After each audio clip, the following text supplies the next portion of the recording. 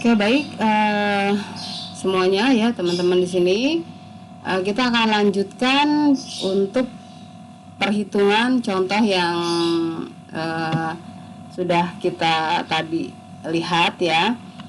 Nah, dengan kondisi seperti ini asumsinya FIFO ya. Asumsinya adalah ini metodenya FIFO. Jadi rumusnya ada start awal, ada unit penyelesaian awal, start and complete, kemudian unit akhir dan unit yang rusak. Ini asumsinya adalah FIFO. Ya, kita coba satu-satu kita bahas ya. Oke, kita bahas dulu unit awal ya. Yang pertama direct material. Coba kita lihat dulu tingkat inspeksinya pada saat pekerjaan mencapai tingkat inspeksi dilakukan pada saat pekerjaan mencapai 90%.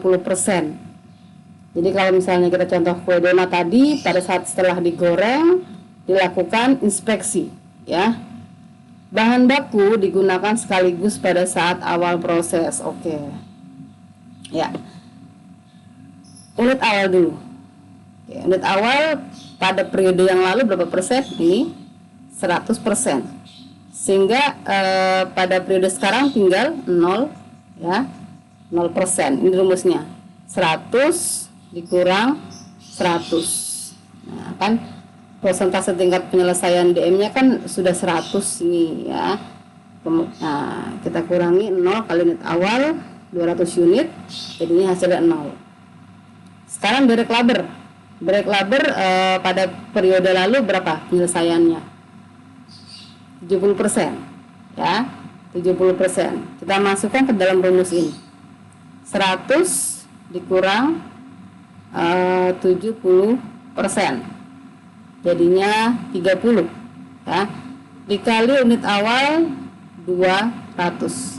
10% dikali 200 ya, hasilnya 60. Oke. Factory overhead karena sama nilainya 70%, jadi angkanya juga sama, 60. Nah, selanjutnya unit start and complete. Ini rumusnya gimana? Nah, ini kita lihat. Unit selesai dikurang unit awal. Berapa? Unit selesainya 700, unit awalnya 200. Jadi hasilnya 500. Untuk BM. DL juga pasti sama dong, ya. FOH juga sama. Karena kan kalau namanya sudah selesai ya semua sama, mau komponen DM, DL dan FOH. Nah, sekarang unit akhir. Unit akhir yang masih dalam proses. Ya, ini maksudnya seperti itu ya. Kalau mau diperpanjang silakan. Unit akhir yang masih dalam proses ya, atau unit yang masih dalam proses pada akhir periode, lebih lengkap, lebih bagus ya. Jadi biar si manajemen ini dapat memahami gitu ya informasi yang diberikan. Oke. Kita lihat tingkat penyelesaian unit akhir. DM 100%, berarti dikalikan 250. Hasilnya 250. Direct labor dan FOH ini masuknya CC ya. Konversi cost, CC singkatannya konversi ya. Nah, itu terdiri dari direct labor dan factory overhead. 80% kali 2,5. Jadi berapa? 40 bisa 4, 16, 200 jadi hasilnya ya. Direct labor 200, FOH 200. Nah, berikutnya baru nih yang unit rusak. Jadi ada 4 komponen mencari unit ekuivalen ya. Kalau yang disebabkan karena faktor eksternal tadi. Oke, kita lihat. Yang rusak berapa? 50 unit. Ini. Nah, dari yang 50 unit ini ya, untuk direct materialnya berapa persen? Kita lihat. Bahan baku digunakan pada awal proses sekaligus.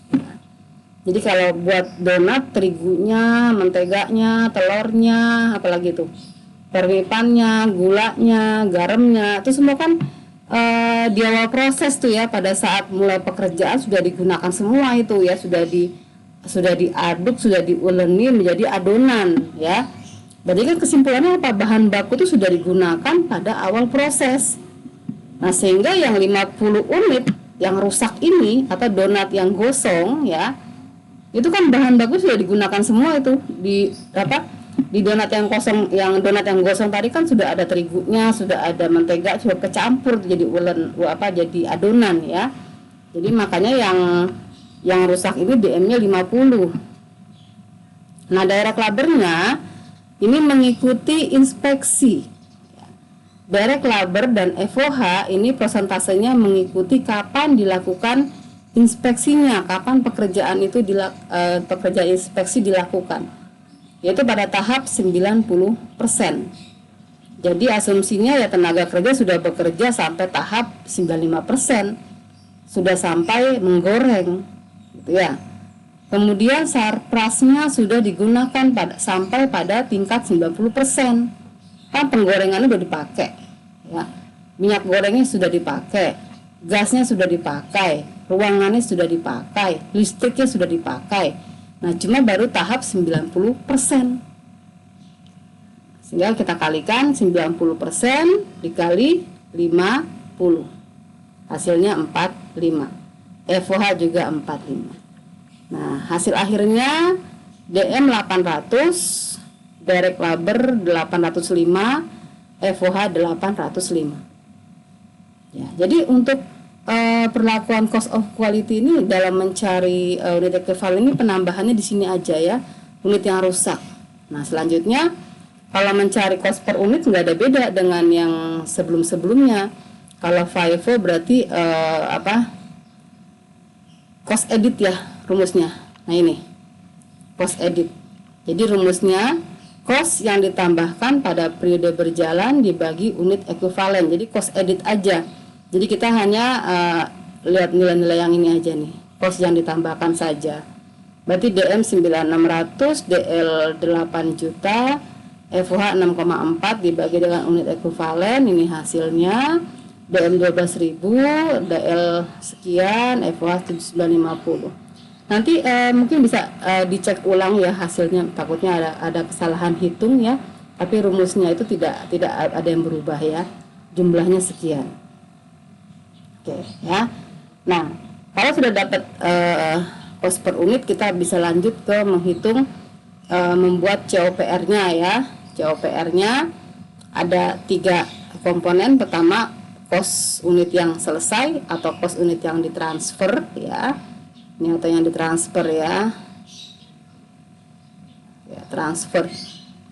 Ya, transfer, kemudian cost unit yang rusak ya, dan cost work in process pada ending periode. Outputnya seperti ini, ada tiga komponen ya.